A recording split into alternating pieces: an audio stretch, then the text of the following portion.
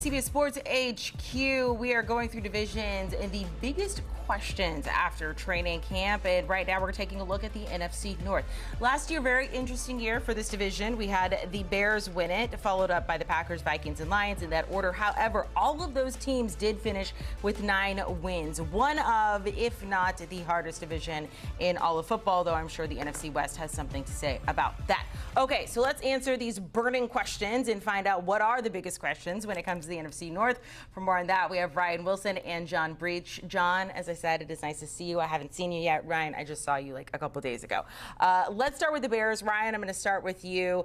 And this is the team that won this division. They are not favored to this season, though.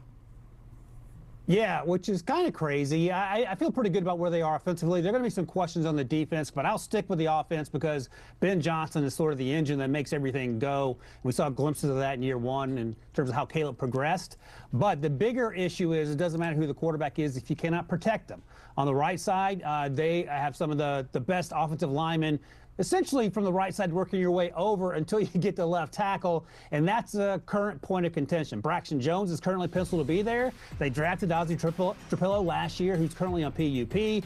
Jedrick Wills, the former Browns first-round pick, did not play last year. He is back in the league after getting healthy. He's even in the mix. He's currently the backup to Braxton Jones. So ideally, you would have your best 5 out there, or if Braxton Jones is in fact going to have to start and play, he looks like the guy from a few years ago when the Bears felt like he might be the long-term answer. That did not work out at the time. But again, you have to keep Caleb Williams upright, Breach. And let me just say, you look fantastic, having not seen you in a while.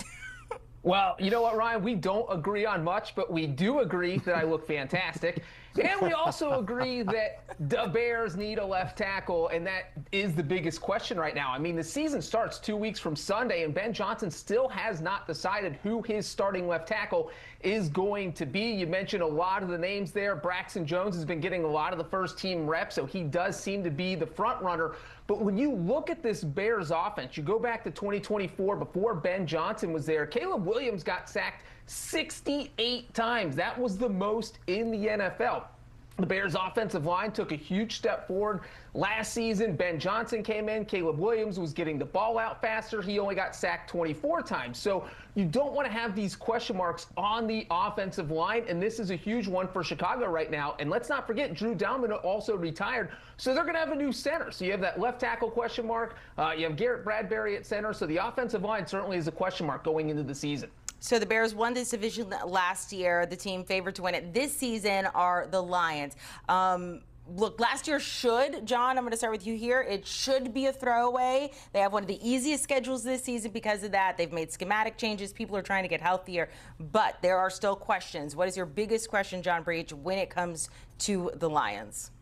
Yeah, we just talked about the Bears' offensive line. Well, I'm going to talk about Detroit's offensive line, and is that going to hold up? Because they are going to have 2 new faces. So we go back in Detroit, go back to 2024. They had one of the best offensive lines in the NFL. And then Frank Ragnow, their center, retired. Last year, they had Taylor Decker at left tackle. Now he's gone. So now you have Penei Sewell over at left tackle. At right tackle, you have a rookie in Blake Miller. He's a first-round pick. They have high hopes for him, but he is a rookie. And anytime you throw a rookie out on the starting offensive line, you don't know what's going to happen. So until they get under the lights, you don't know how they're going to perform. And then let's not forget about the center situation right now. The Lions went out and signed Cade Mays in free agency. He injured his wrist. Now he's out a month or 2, so you got to go to Juice Scruggs. This was a guy who was just kind of thrown in that David Montgomery trade. The Lions got him from Houston. He was probably going to be a backup this season. Now he's your starting center. So you have the inexperienced rookie at right tackle. You have Juice Scruggs, who is not really a regular starter at center. And for me, those are 2 big question marks. Yeah, and 2 huge questions on that side. On the other side, it's sort of the same issue that we're talking about with the Chicago Bears front line, staying healthy, because Brian Branch is banged up. Kirby Joseph is banged up. Neither will be ready for the start of the season. They cut Terrion Arnold, and we know all about that, their former first-round pick who is now in Seattle. So they have a ton of question marks in the secondary. And look, we saw them, Kelvin Shepard, the DC, last year do a great job of sort of holding things together with some duct tape, but that's just not sustainable over 17 weeks. And it part makes me a little curious why they're favored over the Chicago Bears as we sit here. But guess what? We're going to start playing playing football pretty soon, so we'll find out together. But the secondary has to get in order. And in terms of the offense, and Breach talked about some of the concerns. The other concerns is Drew Petzing's the new offensive coordinator. Really good, I thought, did a good job in Arizona under trying circumstances. But they weren't able to figure it out last year after Ben Johnson left, so that's also something to keep in mind. Ryan, what's even more curious, the Bears are the third betting favorite with the Packers and the Lions ahead of them. So let's talk about the Packers here, who I guess according to the odds makers are the second favorite to win the division. And they do kick off with a divisional opponent. They're taking on the Vikings week 1, game on CBS. Congrats to us. Josh Jacobs, John, has been the talk of the Green Bay Packers, and that is the biggest question for you heading into week 1. Yeah, absolutely. Is Josh Jacobs going to be suspended? If it's going to happen, the NFL has a couple weeks to hand that down. But if he does get suspended, he could be staring at something as much as 6 games, because that is kind of the bottom line there if you get a suspension, a first-time suspension for domestic violence. So Josh Jacobs could miss a good chunk of the season. If you're the Packers, that is a huge question mark. The running back position becomes the spot where do you go out and sign someone free agency? Do you check who is going to be available after cut day? Maybe there's someone out there you like. Maybe you make a trade for someone.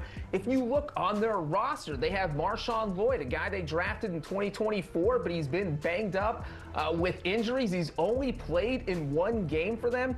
Then you have Chris Brooks, another guy who does have experience with the Packers. He's been in Green Bay for the past 2 seasons. He knows the offense because he's played in 32 games. But if Jacobs is out, this is going to be the Packers' absolutely biggest question mark going into the season. But of course, we don't know what's going to happen there yet, but it will be interesting to see what the NFL decides. Yeah, so let's go from that skill position to another skill position that can potentially help out the running back room should it be a little light to start the season. And I'm going to talk about Matthew Golden, their first-round pick from a year ago.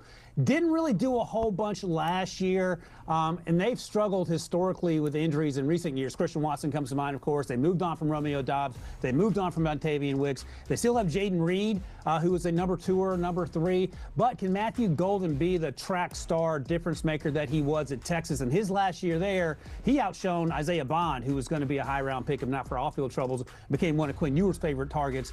It hasn't quite come together yet in Green Bay with Jordan Love. They do have Tucker Kraft coming back off of injury, but they do need Matthew Golden to step up and be a critical part of that wide receiver room, especially if they're going to be one of the best teams in the division, according to the odds makers, Amanda. That's true. At the bottom of that list, we do find the Minnesota Vikings. Again, Packers, Vikings, week 1 on CBS. The entire NFL Today crew is going to be out there. So let's look at the Vikings. Ryan, biggest questions. The biggest talking point I will say right now for the Vikings is the backup quarterback position. Both of you are looking at questions kind of enveloping the quarterback position. Yeah, and this is a crazy thing to say in 2026, Breach, but can Kyler Murray be Sam Darnold 2.0?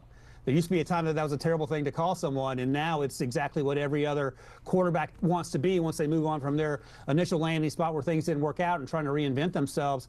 And we have said historically that Kevin O'Connell is the quarterback whisperer. He can get the most out of any quarterback, young or old. J.J. McCarthy is currently the exception.